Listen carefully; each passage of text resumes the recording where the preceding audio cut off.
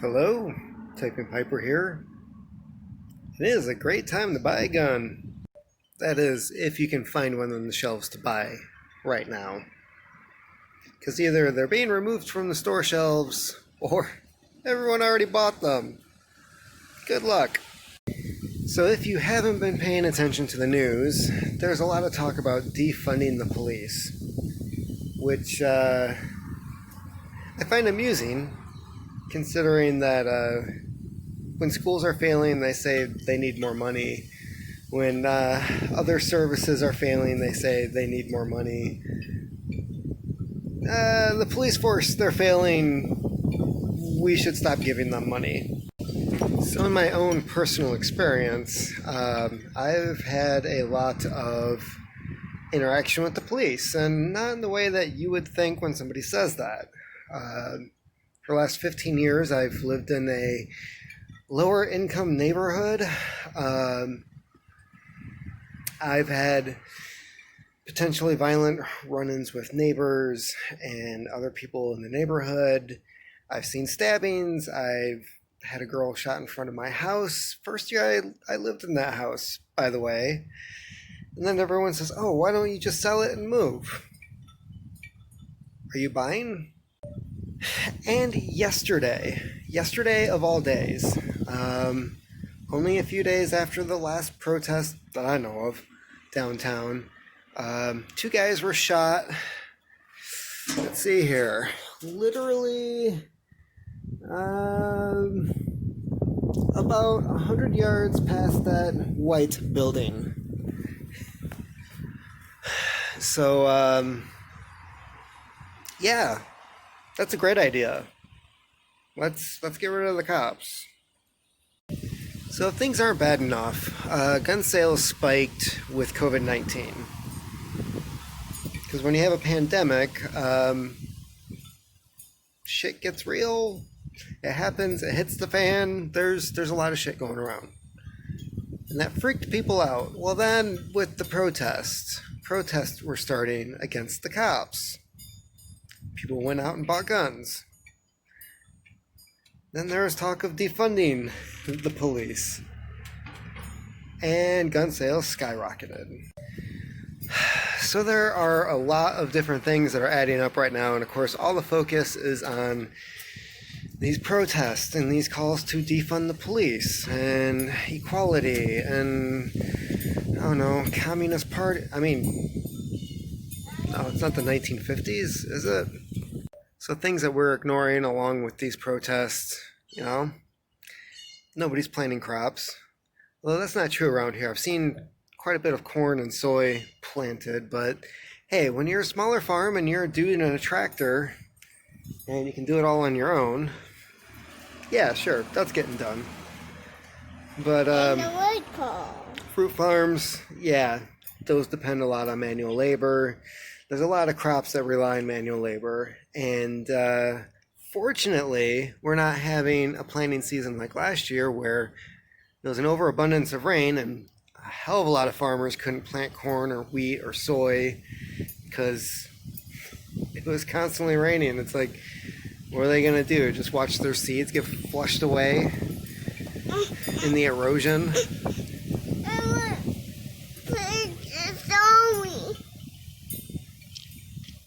This is my COVID life. So let's go through the rest of the list, shall we? We've got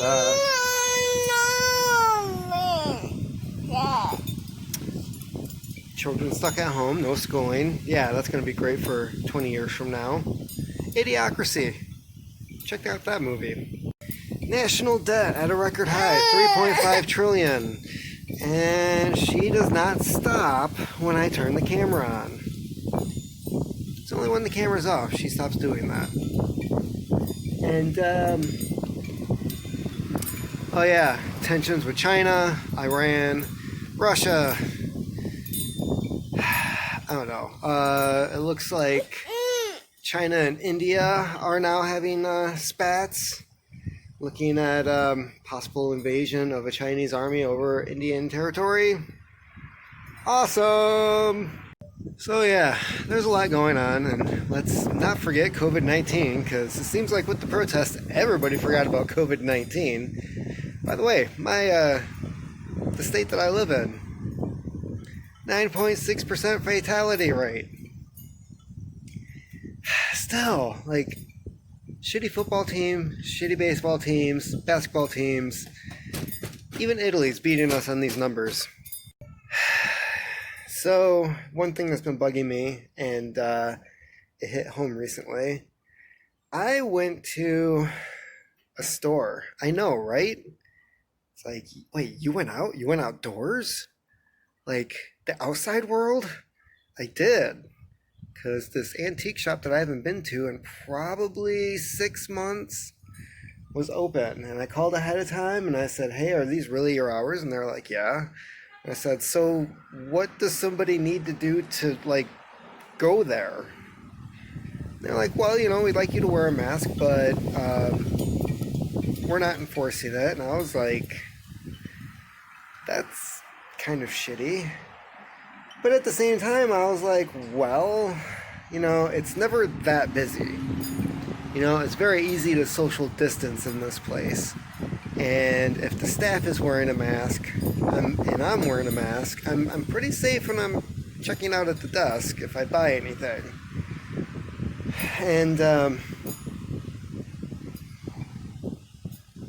And so I go there, and there was a few people walking around not wearing masks, and I totally avoided them. And didn't end up buying anything. I think after like a half hour, I was done looking through there, and didn't really find anything in particular to blow money on that can be spent on food or ammo. And then the place that I work for was also stating today that yeah, all of our employees are going to be required to follow these guidelines. Patrons are not. I was kind of like, what the fuck? So there was a big uproar on that, and a lot of people had questions, and a lot of people were pushing for an immediate change of policy even before like we opened to the public. And I don't know what's going on with this year, but everything I foresaw happening, like several steps ahead, is still happening. And I'm not okay with that. I'm a very cynical person, as you can tell, and I tend to have this prepper mentality of like, what's the worst case scenario? And every step along the way with this COVID-19, with the protest, with just wait for the election. Oh my God, just wait for the election. So I look ahead and I'm like, what shitty thing could happen next that's just going to make things worse? And yeah, that's another thing that was on the list. I had high hopes because like a week ago they were saying that we're going to do these things and we're going to have these policies and they're going to be strictly enforced. And I was like, I would like to think that something like COVID-19, a freaking pandemic, a disease that nobody has seen before, and they still do not have a set treatment, would change people's ideas and their mentality on like how to do things. And clearly that's not the case. I think it's going to be something like, the push for gay rights. And just hear me out on this. So you had the right wing, the conservatives who were just like, absolutely not, no gay marriage. This is what's next, a dude marrying a horse. As long as the horse consents. But no, what ended up changing people's minds, and quickly, I might add, even Dick Cheney, his daughter came out as gay. And he was like, hey, I'm for marriage equality. Which I'm surprised. Well, the dude doesn't have a heart, It was probably like some weird programming from like conservatives as to like, hey, we're kind of losing ground here. Let's just say we agree with it. But no, even the conservatives got on board because the more people they learned to, that they knew who ended up being affected by this stuff, who are just like, hey, by the way, I'm gay and so's gay and they're gay. And it's like, mind blown. They're like, I like this person. I can't hate them now. What's going on? I have a feeling COVID-19 and the policies that are being implemented is going to be the same way. It's not until somebody they know is infected or dies from it that they're going to be like, wow, we're sorry, we should have taken this a little more seriously. So yeah, I am stuck between a rock and a hard place, and obviously, I'm scheduled to go back to work next week. And once that was announced, I was like, "Hey, can I just come in after close and do my thing? Like, do I really have to be around people?" I've got a micro-preemie who is, micro-preemies are known to have compromised immune systems, along with other health issues. I'm lucky in the sense that, as far as anybody can tell, mine does not. But I'm not willing to find out the hard way that, she has trouble fighting off, new diseases that nobody's ever seen before. And then I have a newborn, and which, she's, 4 months old now? And, what experience does her immune system have with fighting off anything? So I'll put it this way. I'm willing to go in, I'm willing to do my job. But what I'm not willing to do is have somebody tell me that I have to work around other people who refuse to take others' health into consideration because America. So is anybody else coming across this where their place of employment is better for us to accommodate customers and patrons than force them to do something that at this point it's like a societal norm? If they don't want to wear a mask, they can shop somewhere else. It's kind of like no shirt, no shoes, no service. You don't see people in an uproar because they're like, hey, you're oppressing my ability to be shirtless in your establishment. Yeah, that's still being enforced. It's like you go into a place and they're like, you don't have shoes on, you need to leave. You don't have a shirt on, you need to leave. And that's acceptable. But when you say no shirt, no shoes, no mask, no service, people are losing their goddamn minds.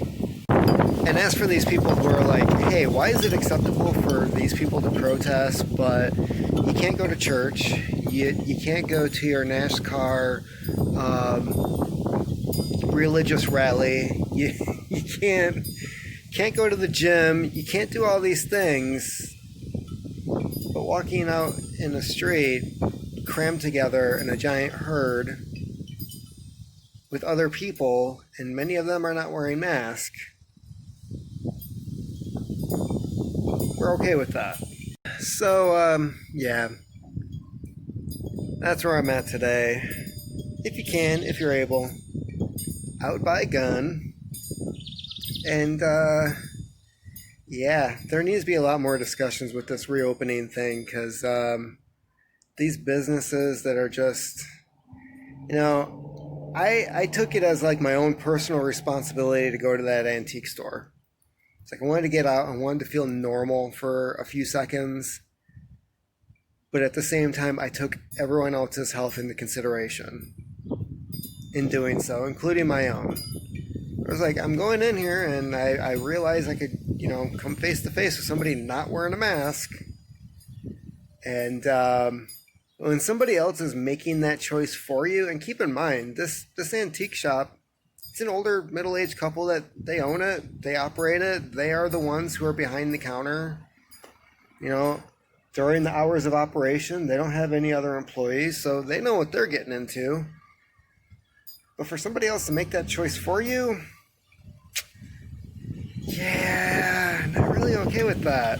So is anybody else coming across these weird policies? And have you tried to go out and get a gun lately? It's not something I have to do. Um, my stuff has been ready to go for a few years now, and but I keep hearing these stories of you go in and the cheapest things on the shelf are gone, so you have like the most expensive models and shit like flintlocks and crossbows. Like these are the leftovers that people are finding in gun shops, and you're desperate enough. I guess you can go like Minutemen on some people breaking into your house. I mean, a lot of those old flintlocks are 50 caliber, so I guess you'd be good to go. So that's it. Leave your comments below as to like what's going on with you guys, and keep on typing.